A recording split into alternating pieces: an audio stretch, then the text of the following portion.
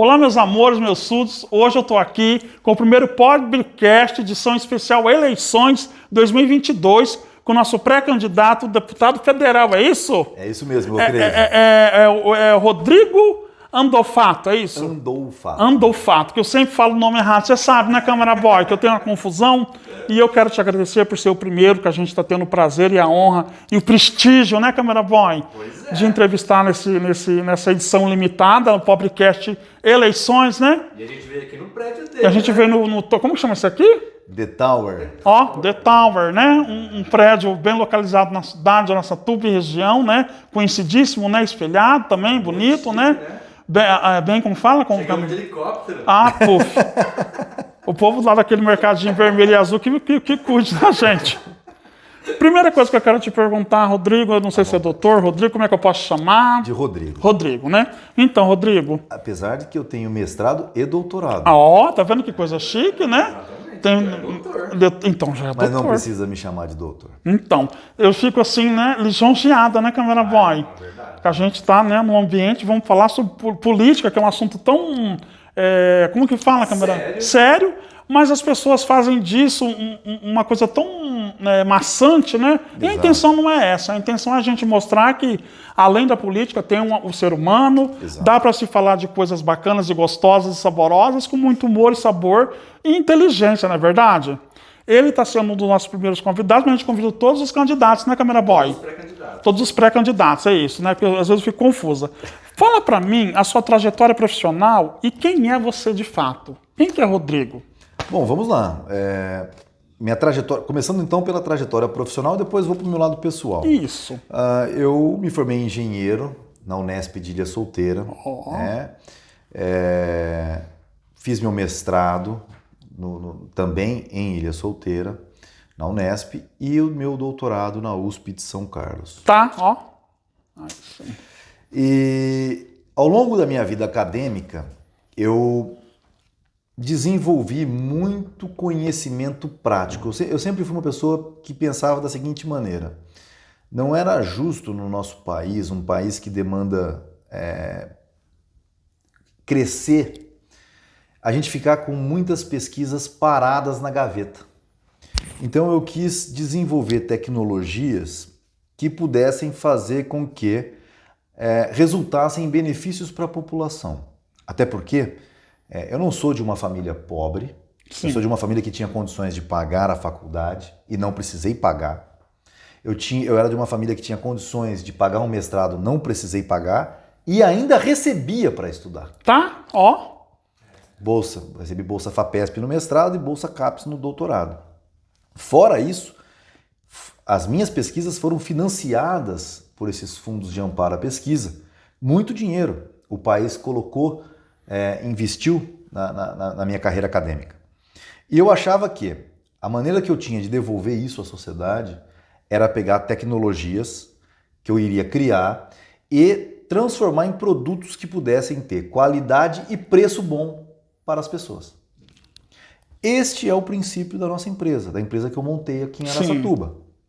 Então, se você for fazer uma comparação dos nossos produtos, de um apartamento nosso de 3 quartos com suíte, com um apartamento de 3 quartos com suíte da concorrência, a diferença de preço é muito grande. Preço e tamanho é bem grande. Mas eu estou dizendo isso por quê? Porque isso foi pensado quando eu tinha 20 anos, que foi quando eu comecei, 21 anos quando eu comecei meu doutorado. Que é recente, né? Que você ainda é um menino, né? É bom, ótimo, né? ótimo. Mas como um político precisa mudar as coisas, eu vou ter que falar a verdade. Eu não sou tão menino assim, eu tô mais próximo dos 50 do que dos 40. Meu Deus! É verdade. Então, eu sempre estudei pensando nessa condição de falar, poxa, vou desenvolver alguma coisa que realmente vai resultar em algo bom. Ao longo da vida da gente, a gente aprende também algumas coisas. Que para que você possa fazer várias vezes alguma coisa para o mercado, você precisa ter lucro. Evidente. Senão você não para de pé. Então, ao longo da vida da gente, a gente vai aprendendo não só a ser engenheiro, como a ser empresário. Então, a minha vida acadêmica termina com o meu doutorado, eu fui para São Paulo, trabalhei em grandes empresas, aprendi nas grandes empresas paulistanas, que atuava o Brasil inteiro, as maiores incorporadoras do Brasil, o que era, como que era esse mercado, a dificuldade e tudo mais. E assim eu fui criando a minha vida profissional. Com relação à minha vida pessoal, eu sou uma pessoa que fui casada a primeira vez, tenho uma filha de 24 anos. Meu Deus, é moça, né? Uma moça, Moça uma formada, moçona. como diz a minha mãe, minha avó. Sim, uma moçona, chama Laura. Olha que nome lindo. E depois, quando eu fui para São Paulo, eu me separei, né? E me casei novamente com a Fernanda, minha atual esposa, que é uma companheira, é a minha uma só carne junto comigo. Nós temos uma menina chamada Luísa, ela tem 9 anos. Olha. É uma companheira, uma super companheira. Quase que ela veio aqui hoje para participar aqui, que ela queria ver, mas eu acabei levando ela para ficar com a minha mãe. Porque ela é de fato uma grande companheira minha. E por que eu estou trazendo esse assunto para esse ponto? Porque a política tem muito a ver com a Luísa. Porque eu me sinto na obrigação de tentar deixar um mundo um pouquinho melhor para ela. Porque não adianta nada a gente tentar blindar os filhos da gente. Não adianta. A gente como pai tenta fazer isso. Né? E a gente tenta. Você poderia falar assim: a melhor coisa é se ganhar muito dinheiro porque você blinda as crianças. Não, não blinda. O mundo vai existir ali fora, com dinheiro ou sem dinheiro. Exatamente. Então nós precisamos, se nós queremos, de fato, se nós amamos nossos filhos e nós queremos de fato fazer algo por eles, nós temos que melhorar o conjunto como um todo. Porque aí sim a violência diminui. Eu não vou precisar ficar com medo da minha filha sofrer algum ato violento, né? Um assalto, sim, alguma coisa. Então, tudo isso, né? Toda essa questão política é um ato, e eu acredito que todos os outros que vão sentar para conversar com você vão ter o mesmo compromisso.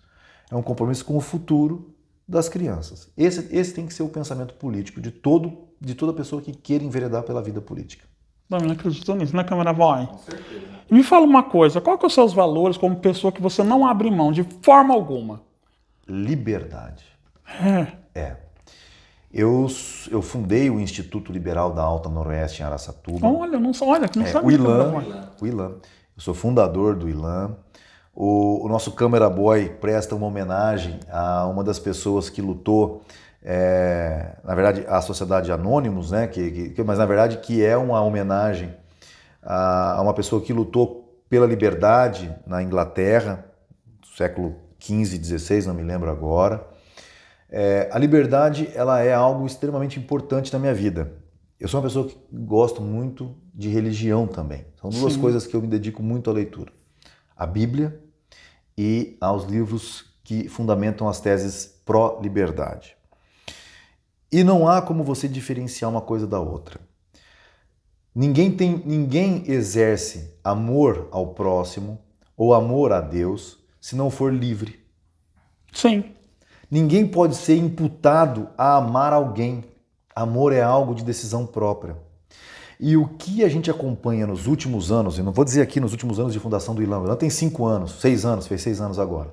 Mas de antes disso, é uma mudança na sociedade, querendo imputar à sociedade valores de uma pequena minoria governante, que governa.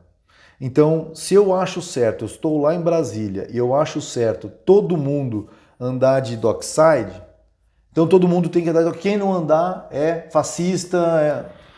Não. Eu não dou liberdade para as pessoas poderem amar um outro tipo de calçado, por exemplo. E o ser humano, ele jamais pode abrir mão do presente maior de Deus, que é o livre-arbítrio. Se Deus criou o universo, não é isso? Sim. Todo mundo criou o universo. Ele não podia ter feito pessoas perfeitas e todo mundo amando a ele?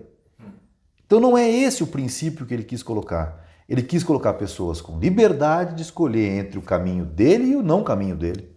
Não é isso? Sim. Então, liberdade para mim é um valor acima de todos os outros. Acima inclusive da vida. Se nós precisarmos dar a vida pela liberdade, ela tem que estar pronta para ser dada. Então esse é o meu princípio. E aí entra, obviamente, as questões do porquê da política. Sim. Né? Que é a próxima pergunta Que a gente vai fazer. Vamos lá, pode É fazer. justamente sobre isso. Você se declara um político liberal. O que seria esse liberalismo? Então vamos lá. Isso é uma oportunidade muito legal que as pessoas estejam vendo e entendam. Existe o libertarianismo, que é o anarcocapitalismo enquanto modelo de governo, sem nenhum governo. Existe o liberal clássico austríaco, que a gente também denomina de minarquista. Existe o Estado, o qual é o único que detém o poder de compulsão e coerção para reajustar a ordem.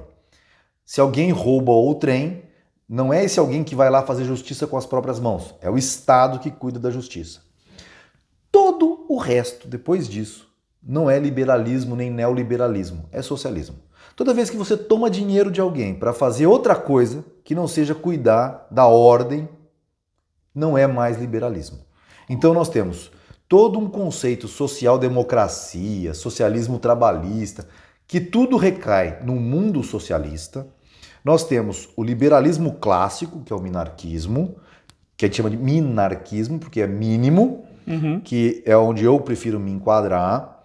E existe os anarcocapitalistas. Pois bem, o liberalismo na minha vida, ele me deixa bem claro qual é o papel que nós temos que tomar e o que acontece quando não o tomamos. Um mundo que cobra muitos impostos, ele faz o quê? Ele cria um poder nas mãos de quem está com o dinheiro e para onde vai gastar esse dinheiro. É muito fácil a gente entender isso quando a gente fala assim, por que São Paulo, a cidade de São Paulo, Sim. tem metrô, tem aqueles baita monumentos, Aqueles arranha-céus, aquelas coisas exatamente. incríveis. Por que aquele lugar é tão exala riqueza? Próspero, né? Próspero, e aqui no cantinho próximo do Mato Grosso nós estamos é mais difícil das coisas acontecerem.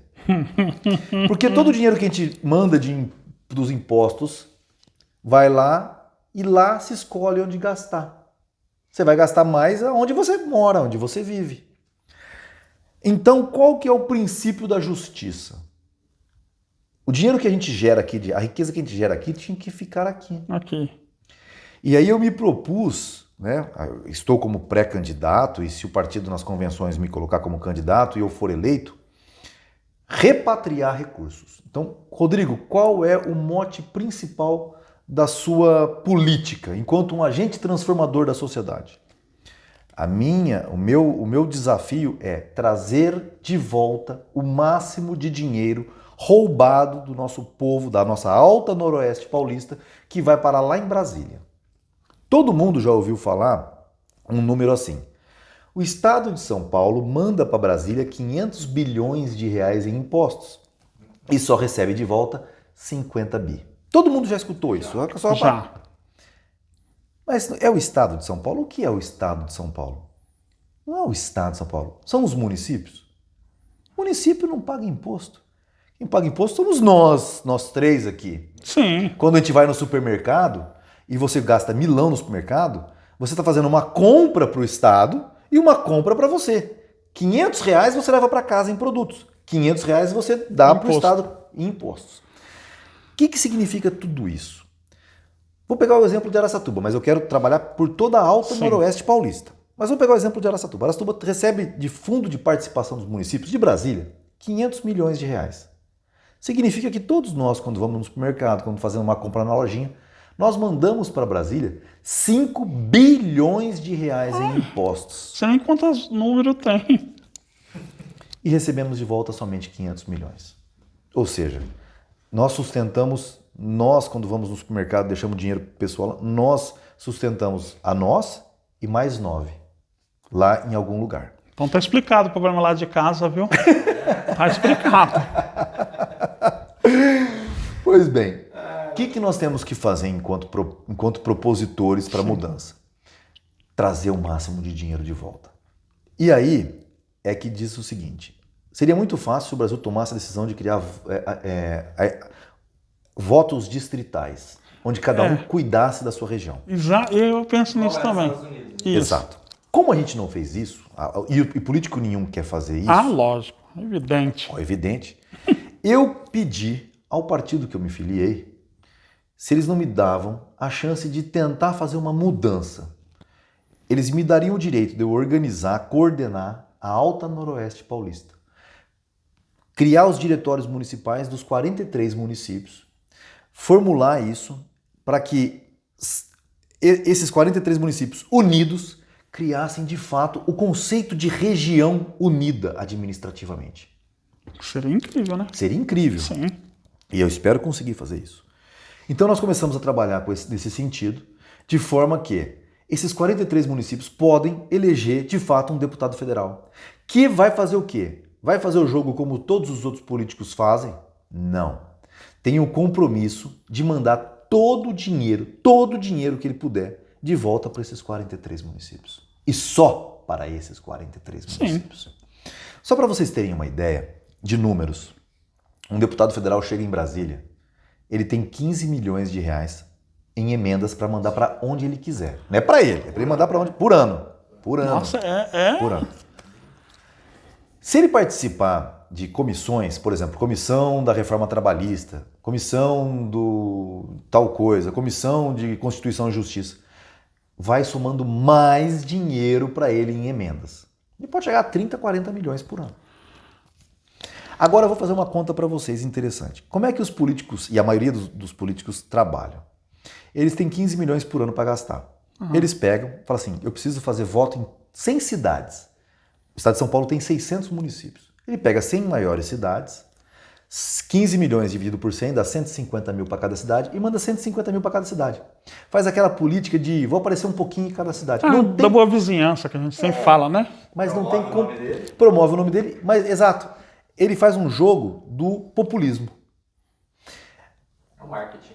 Marketing pulverizado. Qual que é a intenção do que eu quero que seja praticado? Eu quero que os 15 milhões venham para a nossa região. E só para a nossa região. Então, o meu combinado, por exemplo, com os diretórios municipais. Percentualmente, se eu for eleito, o percentual de cada cidade que tenha me dado é o percentual das emendas que vai ser destinado para aqueles municípios. Uma gamificação. Quando a gente fala gamificação, é a linguagem de jovens. No meu tempo não era isso. No meu tempo era falar assim, quem trabalha mais ganha mais. Ganha mais. Era meritocracia, né? Também o nome já até mudou, porque no meu tempo do meu pai era quem trabalha ganha, quem não trabalha não ganha, né? Era isso. E no final do dia, o que nós queremos fazer é um jeito de mudar a política de forma que as pessoas aprendam de fato o valor do voto. Poxa vida, se a gente vota certo, vem mais dinheiro para a nossa cidade. Então, a minha proposta é fazer com que isso seja sentido na população. Vamos imaginar o seguinte, que desses 15 milhões, Araçatuba jogue na gente metade dos votos que me elejam. E venha 7 milhões, eu não consiga mais do que 15, que eu não consigo nem participar de nenhuma comissão. 7 milhões e meio por ano venha para Araçatuba. Pode somar as emendas de todos os deputados que mandou, se vê se deu 7 milhões e meio em emenda. Por ano. Porque o pessoal só manda no último ano. Agora vai vir dinheiro. Vai vir verba. Agora você imagina 7 milhões e meio por ano, 15 milhões a cada 2 anos, 30 milhões em 4 anos, em Araçatuba. Nós não precisaríamos ter pego empréstimo para fazer Pompeu, porque nós íamos ter esse dinheiro, não precisaria de empréstimo. Nós não precisaríamos de empréstimo para fazer um monte de coisa. E nós teríamos 30 milhões chegando aqui, caindo aqui. Isso se eu ficasse só com 15 milhões. Se eu resolvesse não trabalhar. Sim. Né? Se você ficar só coçando em Brasília. Flauteando, né? Flauteando. Se você trabalhar e fizer esse dinheiro subir, é muito mais dinheiro para a região. Sim. A minha meta seria, se não der para chegar nos 40, chegar nos 30 milhões para a região. Ou seja, em 4 anos são 120 milhões de reais. É dinheiro, minha gente. É dinheiro. É distribuído na região, fazendo coisa. Desenvolver essa... Mas 120 milhões de reais, vamos fazer uma comparação com 5 bilhões por ano que a gente está mandando para lá. É pouco. Como é que a gente pode trazer mais dinheiro? E aí é que vem o grande negócio. O que eu quero fazer de mudança? Eu quero que eu tenha dentro dos meus assessores parlamentares, eu quero ter um grupo de engenharia. Sim. Sabe por quê? O que acontece é assim. Araçatuba tendo um deputado federal, não adianta muita coisa se não tiver projetos bons para, por exemplo, uma ponte que precisa, a Ponte Preta que precisa ser construída. Se você não tiver projeto, você não consegue ir lá no Ministério do Planejamento, da Infraestrutura e pedir dinheiro a fundo perdido para cá. Se você tiver um lugar que você planeja tudo que precisa, precisa asfaltar uma vicinal entre Bilac e a cidade vizinha. Sim. sem projeto você não consegue pedir nada. Mas se tiver um projeto, nós vamos pegar o prefeito de Bilac, levar ele lá em Brasília, enquanto deputado, com o projeto pronto, com o custo, vai custar 10 milhões o asfaltamento dessa vicinal. Queremos. Opa, tá aqui o projeto, tá o prefeito pedindo, vamos mandar dinheiro para lá. Ou seja, não são só os 120 milhões de emendas que nós podemos trazer durante a legislatura. Nós podemos trazer muito mais dinheiro se todos os 43 municípios alinhados gerem projetos que tragam muito mais dinheiro. E aí a gente pode trazer uma quantidade grande de dinheiro. Vamos fazer uma conta rápida. 10 milhões por município, vezes 43 municípios, são 430 milhões por ano. Aí, aí nós fazemos essa região bombar. Prosperar. Falou tudo, Câmera Boy. Prosperar. Essa nossa região, ela tá parada no tempo e espaço, né? Você sabia que essa região nossa, a região administrativa da Alta Noroeste Paulista, é a segunda mais pobre do estado de São Paulo? Eu imagino. É a segunda mais pobre do estado de São Paulo. Tá evidente isso, né? Porque não só na questão, né? Eu falo assim, questão cultural, questão saúde, educação, enfim, né? Exatamente. E quando a gente... E aí é uma coisa que eu falo, eu sempre gosto desse assunto, uma questão cultural. As pessoas olham para os empreendedores e pensam assim, pô, esses caras só pensam em dinheiro. Verdade. É verdade. E é por isso que se desenvolve a cultura dos países, a música. Por quê? Nós estávamos falando um pouquinho antes de começar a entrevista. A partir do momento que tem riqueza lá fora, eu preciso buscar essa riqueza. Eu preciso investir no seu programa. Eu preciso fazer marketing para que as pessoas venham comprar o meu e não do meu vizinho. E não existe, e é isso que eu quero dizer, não existe geração de riqueza que não acabe se espalhando para todos. Sim. Esse é o princípio porque o liberalismo, e aí tem uma coisa importante, não são ideias filosóficas, são ideias econômicas. Então, quando a gente estuda liberalismo a fundo, a gente fala assim, como é que eu posso melhorar a vida das pessoas? Eu posso melhorar a vida das pessoas gerando riqueza, as pessoas tendo prosperidade, a sociedade se tornando próspera. E a sociedade só vai se tornar próspera se tiver empresários gerando prosperidade. Então é isso que nós vamos buscar. Trazer recursos para que a sociedade se enriqueça. Todo mundo tenha boas avenidas, boas ruas, que empresários resolvam investir, contratar gente, investir em cultura, porque quem gosta de cultura vai comprar de quem investe em cultura. Exatamente. Este é o princípio. Não adianta nós querermos fazer um discurso que vem sendo feito desde que o Brasil, nem vou falar desde o Brasil colônia, porque naquela época não tinha eleições, mas desde há muito tempo atrás, sim, vem enganando o povo, fazendo discursos bonitinhos, adocicados, quando na verdade eu vejo todos os dias pessoas me procurando pedindo emprego, pedindo uma saída para conseguir se sustentar na vida. Então o meu compromisso é trazer de volta o máximo de dinheiro que nos é roubado todo mês através dos impostos nessas regiões, nessas cidades da região Alto Noroeste Paulista, mandando dinheiro exclusivamente para cá, enriquecendo a sociedade, tornando a sociedade apta a receber investimentos. Sim. E principalmente fazendo com que as pessoas comecem então a ter emprego. E quanto mais pessoas tendo emprego, quanto mais pleno emprego nós vamos tendo, aí o empresário tem que brigar pelo funcionário. Porque se não tem funcionário, você tem que falar assim, ô Câmera Boy, larga a Evocred, vem trabalhar para mim, você está ganhando 10 mil com ela por mês, que eu sei, mas eu vou ter que te pagar 15. Você está entendendo? Sim. Essa batalha pelo proletário, pelas pessoas que não trabalham, é que fazem enriquecer a classe proletária. E não qualquer outra lenda de vamos fazer greve, vamos fazer isso, vamos fazer aquilo. Isso é lenda. O que nós precisamos é fazer com que os empresários compitam entre si por contratar boas pessoas. Olha, né? Isso lembra muito uma frase que você fala que imposto é roubo. Bom, esse é o meu mantra. Quando alguém quer ganhar meu coração, fala, imposto é roubo. E a gente vai chegar justamente nessa parte. O que você acha dos impostos? Que a gente já viu que já teve alguns problemas, né? Em relacionado a isso na Câmera Boy, nas nossas pesquisas. Então, vamos falar sobre isso um pouquinho, para dar uma pinceladinha. Imposto é roubo. E eu vou explicar por que ele é roubo. Não é porque algo esteja no papel que deixa de ser o que de fato o é. A escravidão no Brasil já esteve na lei. Era legal ter escravos. Né? Deixava de ser escravidão porque estava escrito num papel que não era? Não deixava de ser. Deixava de ser antiético, imoral ter escravos? Não deixava de ser, apesar de ser legal. Então nem tudo que está na lei é pirlim-pim-pim e transforma uma coisa que é do mal em algo do bem. Ok, dito isso, tudo aquilo que é tomado de alguém, à força, a gente chama de roubo, de furto. Sim. Ah, mas o Estado não está te tomando à força. Ah, não está? Posso ficar sem pagar? Não. Se eu ficar sem pagar, o que acontece? Você vai preso. Então está me tomando à força, sob forte ameaça. Sim. Assim como é feito um furto na rua. O cara não precisa te matar. Ele bota o revólver e fala, me passa o dinheiro. Ele está te roubando sob forte ameaça. Sim. A mesma coisa o Estado faz com a gente. A pergunta que vem a seguir, Rodrigo, você se disse minarquista. Se tem que existir o Estado, tem que existir alguém que financie o Estado. Sim. Correto? Sim. Então vamos lá. Vou dar um exemplo prático. Como é que funciona um condomínio?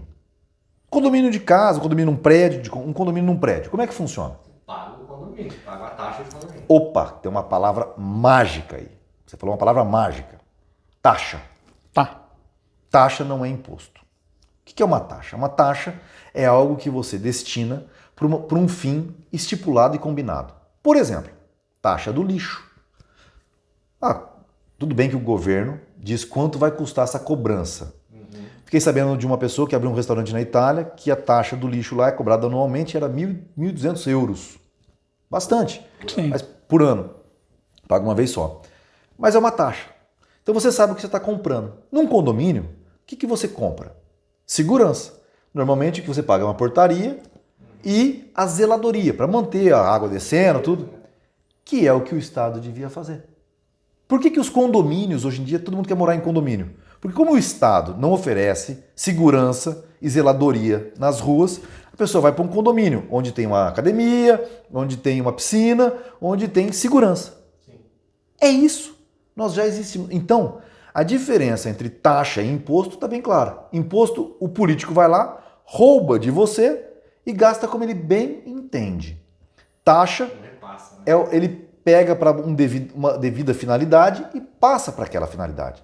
Eu, como um liberal minarquista, entendo que se nós vamos manter a segurança nas mãos do Estado, nós temos que ver quanto custa o judiciário, quanto custa a polícia, quanto custa tudo isso e colocar em prática uma taxa condominial para o cidadão. Para vocês terem uma ideia, se isso fosse feito, se isso fosse de fato feito, e o Estado parasse de cobrar os impostos como cobra, todo mundo, a conta é muito simples. No mês seguinte que isso acontecesse, o teu salário é como se ele quadruplicasse em valor de compra. Em valor de compra. É como se ele quadruplicasse. Quem ganha 1.000 por mês é como se ganhasse 4.000 reais por mês. Que é o sonho, né, do trabalhador. Quem ganha 2 é como se ganhasse 8. Ó. Entendam isso. Porque as pessoas só conseguem entender imposto quando ela está pagando uma DARF ou alguma coisa. E na verdade, imposto você paga o tempo todo sem saber que está pagando. Tudo que você compra... Tá lá embutido, já vem embutido em um monte de coisa. Ou seja, o teu poder de compra, você ia continuar ganhando 1.000 reais, só que você ia comprar 4 vezes mais coisas. Porque o dinheiro, ele tem valor nominal e tem valor real, que é o que a gente vê todos os meses que está acontecendo agora. O valor nominal dele continua sendo 100 reais, a notinha continua sendo, está dizendo aqui 100 reais. Só que no mês passado comprava 100, nesse mês compra 98, no mês que vem, no final do ano compra 90. Acho que nem isso. É, Bem não é isso? menos, hein? E dá, E bem Bem menos. menos. dá para reduzir esse imposto. Exatamente, que é o que eu estou dizendo. Então, é óbvio que como legislador, como deputado, você consegue tentar criar leis para diminuir isso, para mudar tudo isso, mas é difícil. Sim. Não vou dizer para quem está nos assistindo que em 4 anos, nos primeiros 4 anos, consegue-se fazer uma mudança dessa. Seria meu sonho, né? Minhas orações estariam sendo ouvidas. Mas eu tenho certeza que isso não acontece nos primeiros 4 anos. Mas em 4 anos, além de fazer tudo o que eu falei, você ainda pode fazer o quê? Conversar com outras pessoas lá e explicar para elas.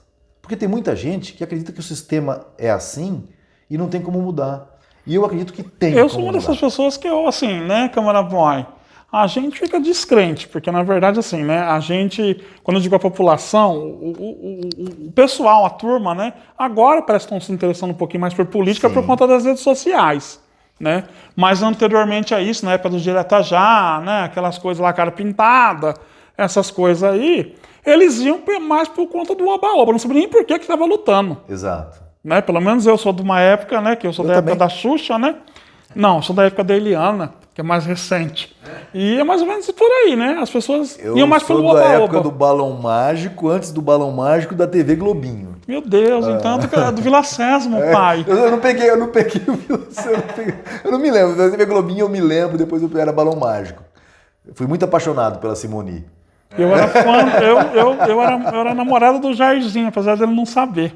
O Jairzinho era meu namorado. Mas eu não sei se é verdade, eu tava vendo nas redes sociais que eles baixaram um pouco o ICMS, né? Então, a briga para 17, né? Então, não, essa é uma briga que passou na Câmara agora, os prefeitos, aconteceu agora, ainda não teve resultado prático ainda, para os combustíveis e para a energia elétrica. Porque são, de fato... E aí é que você vê que os impostos são encadeados uma coisa na outra. A indústria paga na energia elétrica imposto, aí depois ela paga o imposto dela, aí vai para o mercado que paga o imposto. Sim. É por isso que eu falo, a quantidade de dinheiro que sobraria se a gente mudasse as regras do país, né, de tanto imposto que tem, enriqueceria todo mundo, do pobre ao todo mundo ficaria muito melhor do que está hoje. Mas de qualquer forma, a Câmara aprovou essa redução de impostos. Mas por que aprovou? Porque nós estamos chegando numa situação caótica. Combustível tal, ninguém consegue mais. Energia elétrica subindo a todo momento. Vamos ter que voltar a lamparina. Mas nem a lamparina, porque o querosene diesel, tá né? caro, O diesel tá uma fortuna. Nós vamos ter que viver no escuro. Que né? delícia. A gente ri e tudo, mas isso é crítico. É uma coisa muito triste. E tem muitas coisas envolvidas nessa história. Por exemplo, a Petrobras mandou uma carta hoje dizendo que, provavelmente quando você for para o ar já vai estar muito mais disseminado, mas mandou uma carta hoje ao presidente, a Petrobras, mandou uma carta hoje ao ministro, obviamente, de Minas e Energia, que vai chegar no presidente, dizendo o seguinte: por conta da guerra na Ucrânia, a Europa, que consumia o gás russo, está tendo que consumir petróleo, combustível, para manter calefação e toda a sua base de energia. Ou seja, vai faltar petróleo no Brasil se não houver aumento de preço.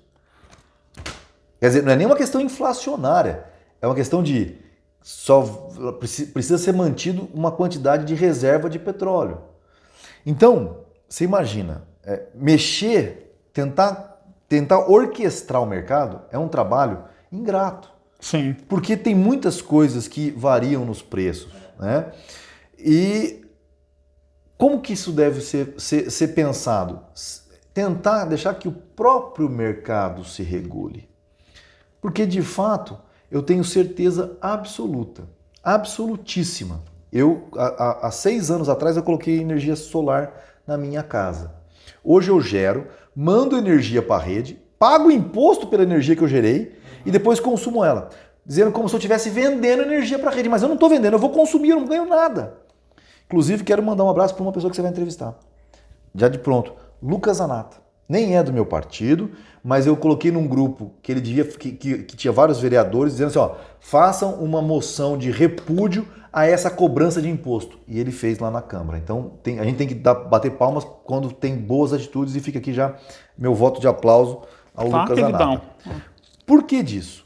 Porque o que eu quis dizer com tudo isso? Se nós deixássemos o mercado mais livre, leve e solto, muita gente, o preço da energia solar, o preço das placas, não teria importado, estaria metade do que é hoje. O que significa isso? Todo mundo já teria colocado energia solar. Na minha casa, eu ia colocar no meu puxado, Camaraboy. Eu tenho aqui e tenho em Pereira Barreto. Eu tenho uma casa de veraneio que a minha empresa construiu lá num condomínio lá na beira do rio.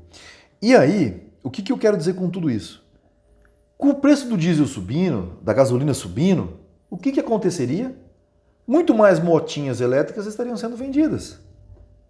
Muito menos impacto de carbono emitido estaria acontecendo. Ou seja, se a gente parar para pensar, tem uma outra assim, um outro pensamento meu, o governo, quando ele faz alguma coisa para te ajudar, ele vai te ferrar. Isso daí, Não pense de forma diferente. Quando um político chega e fala assim, tem uma solução para o seu problema, sai correndo. Fala, não tenta solucionar. Pelo amor de Deus, não tenta solucionar aqui. é isso. O Estado ele vai criando tanta coisa que, no final das contas, um bom político tem que fazer o quê? Desfazer coisas. Vamos parar de tentar criar condições para o mundo viver. Deus fez o mundo e ele vive muito bem sem político. Vamos tentar diminuir o tanto que o político atrapalha a vida das pessoas? Esse é um papel que eu acho que eu também tenho que desempenhar. Explicar lá em Brasília que para cada lei que se faz, se burocratiza, se encarece e quem paga a conta? O pobre. Pobre, coitadinho. Pobre. Acho que a parte mais complicada do deputado lá dentro do Congresso é exatamente isso. Você convencer a base, né? Convencer os seus aliados ali a passar um projeto, né? Exatamente. Esse é o grande... Por isso que eu disse, nesses primeiros 4 anos eu não sonho em fazer grandes mudanças. São 513 deputados. Estudou em Câmara Boy. A Câmara Boy tá bem. Eu já sei que é um libertário. Tô vendo ali. Essa máscara não me engana. Política é o meu forte. E a política é libertária. Tentar fazer com que as pessoas realmente sejam mais livres. É isso. E esses 513 deputados, uma coisa que, quando vocês entrevistarem o Joca Maluli, uma coisa que o Dr. Jorge sempre falava pro meu pai, eles eram muito amigos. Meu pai e o Dr. Jorge. E o Dr. Jorge falava assim, que a Câmara dos Deputados, ela era um reflexo do Brasil. Sim. Ela é um reflexo do Brasil. Então, a conversa surgiu assim, Dr. Jorge, mas tem corrupto aqui no Congresso, hein? O Dr. Jorge respondeu pro meu pai, se você falasse, Dinei, que aqui tem 90% de corruptos, é porque 90% da população brasileira é corrupta. Então ele falava dessa maneira. E de fato é isso. É bem isto. Então, o que nós precisamos fazer? Nós precisamos mudar os congressistas? Precisamos. Através de ideias, sim. Mas nós precisamos mudar também aqui nossa base. Através de ideias. Rodrigo, como é que você quer mudar a Alta Noroeste ou o mundo? Se eu trouxer bastante dinheiro de emendas para cá, certo? Sim. E começar a melhorar a vida das pessoas, as pessoas vão falar assim, preciso ouvir mais o Rodrigo. Deixa eu entender o que aquele cara fala. Por que ele fala tanto que imposto é roubo? Né? Pô, conseguiu provar a tese dele. Ele mandou bastante dinheiro para cá, prosperidade. Estamos prosperando, estamos, né? Salários aumentando, estamos felizes, tem cultura, tem teatro. Tem churrasco. Tem churrasco, tem vida. Então o Rodrigo está falando uma coisa que é certa. Vamos escutar o Rodrigo. Gente, o que eu fiz é uma cerejinha no sundae. Sim. Que é só tentar trazer o tanto de dinheiro que já foi levado. Vocês imaginam se a gente diminui a carga tributária efetivamente, o quão rico a população não fica? Sim. Lembra que eu falei que se nós diminuíssemos o tamanho do Estado minarquista no primeiro mês, quadruplicava o valor do salário? Aumenta o poder de compra. Isso. Agora, veja bem, eu falei isso no mês seguinte. O que acontece nos meses seguintes? Isso vai ficando cada vez maior. Lembrem-se, a Revolução Industrial, que todo mundo pinta como era malvada. A Revolução Industrial, ela era ruim, porque assim, ruim no sentido de a gente ver assim, mulheres e crianças trabalhando muito dentro das fábricas. Mas a gente tem que lembrar que a Revolução Industrial tirou essas pessoas do campo onde elas morriam de fome. Da escravidão, Da escravidão. Então, era ruim trabalhar 10 horas por dia? Sim. É ruim, mas é melhor do que morrer. Só que a sociedade vai enriquecendo. Não precisava de leis para mudar isso. Sabe por quê? Fazer camiseta não é para rico. Fazer camiseta de forma industrial era para vender para as massas. O rico tinha alguém que cosesse para ele, costurasse para ele as roupas. A Revolução Industrial é algo para atender ao consumidor, às pessoas de forma geral. Por isso que eu costumo dizer, quer fazer uma revolução que enriqueça todo mundo? Aposte no capitalismo. Foi a única vez que nós temos um problema hoje. Morre mais gente de obesidade no mundo do que de fome. Sim. Nem me fala. Gente, é puxado. Tem umas... É puxado, eu sei também. É puxado. Você pula um dia de ir pra academia, você já engorda 1 quilo. Olha. Por quê? Por que você faz isso? Porque você abre a despensa da sua casa, pula bolacha, pula chocolate, pula um monte de coisa. Uma pessoa, que eu digo assim, uma pessoa hoje que ganha um salário mínimo hoje no Brasil, Não, mas assim, eu ia comparar justamente o seguinte, mesmo que ela viva com uma série de restrições, porque é muito pouco, ela ainda é muito rica frente a qualquer pessoa que mora na África. Pode Sobre comprar o um regime- iogurte, né? Uma coisa. Sobre o regime socialista. Sim. E ela é muito mais rica do que pessoas que viveram há 100 anos atrás e eram ricas. Meu Deus. Por quê? Porque as pessoas anos atrás não tinham chocolate. O que seria comer um bis para uma pessoa há 100 anos atrás? Eu fui comer uma trufa com 30 anos. Eu não sabia nem o que era trufa. Aí uma vez uma colega, uma companheira me deu uma trufa, eu comi. Troço bom. Maravilhoso, eu não sabia o que era trufa. Café, aquele de máquina. Eu fui uma vez num consultório, não sabia onde apertava, eu não sabia como é que fazia. Menino, que coisa gostosa, aquele cappuccino. Não é? Exatamente. Mas o que eu quero dizer com isso? Hoje, todo mundo pode comprar uma pasta de dente, não pode? Isso é fruto do capitalismo, da tecnologia. O que eu quero dizer com isso? Muitos reis absolutistas, que eram quase deuses, não tinham dente na boca aos 30 anos. Não é? E hoje, todos podem ter. Põe uma chapa, né? Alguma coisa. Exato, Mas pode um ter. pivô, mas pode ter, exatamente. Mas eu quero dizer com tudo isso, o capitalismo ele faz uma grande revolução na vida do ser humano. E nós precisamos entender que se nós queremos fazer com que as pessoas tenham uma vida boa, nós precisamos privilegiar a geração de riqueza. A pobreza é uma condição natural do homem. Todo homem nasce, as civilizações nascem na pobreza.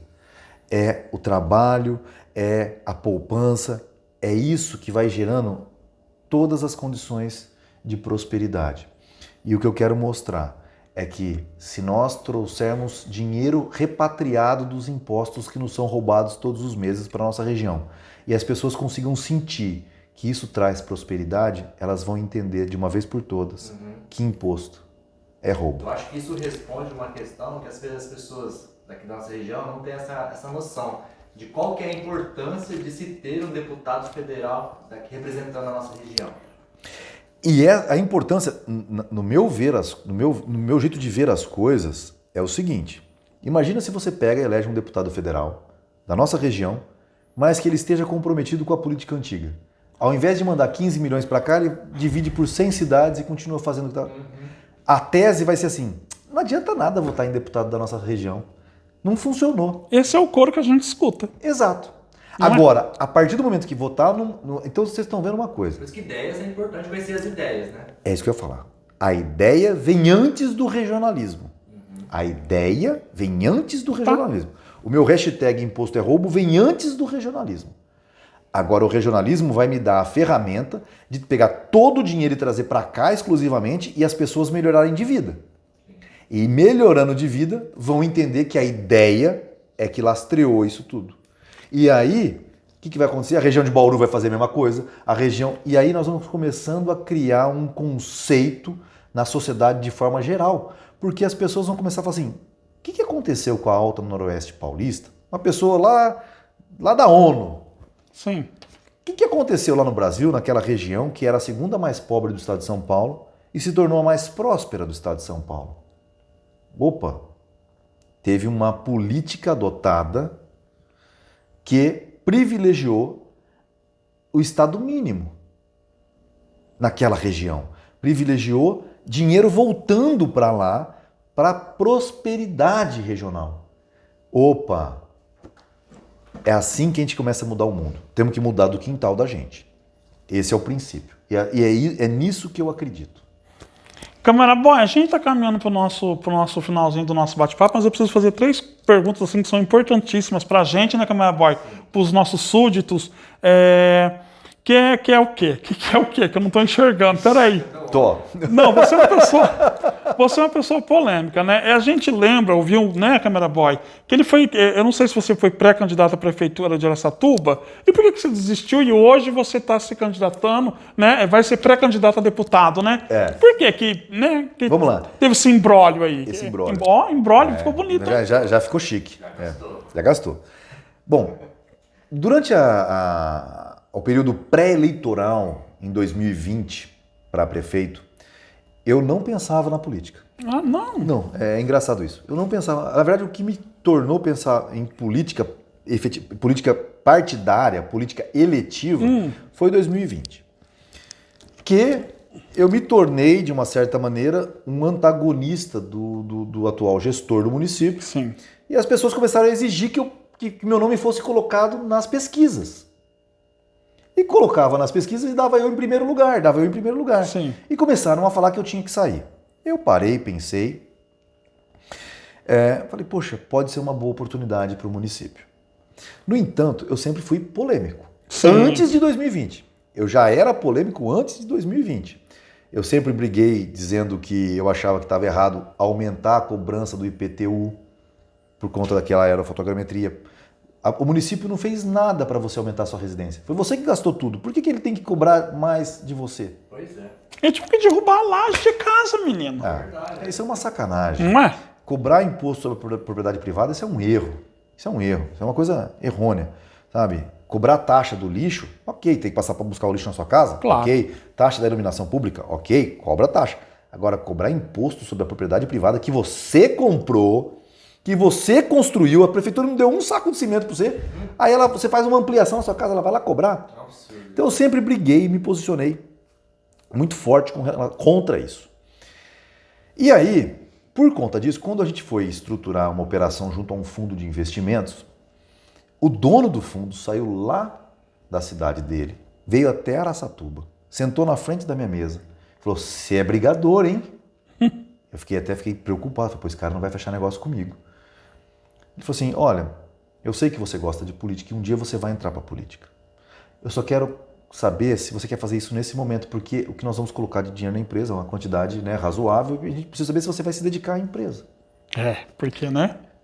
E aí ele pegou, eu virei para ele e falei assim, fulano, vamos fazer um combinado? Eu te dou a minha palavra, que se eu for entrar para a política em determinado momento e nós tivermos com a operação em andamento, e você me pedir que eu não saia candidato, você tem a minha palavra de homem, não precisa escrever em lugar nenhum. Ele falou, combinado. Passou o tempo, aconteceu aquele negócio, nem cheguei a ser pré-candidato efetivamente a prefeito. Eu recebi a ligação dele. Nós estávamos com 14 torres de prédio sendo construídas. Ele falou, Rodrigo, você é novo, você não precisa fazer isso agora. Eu estou ligando para cobrar aquela vez que você me deu a sua palavra. Eu pensei comigo, falei, olha,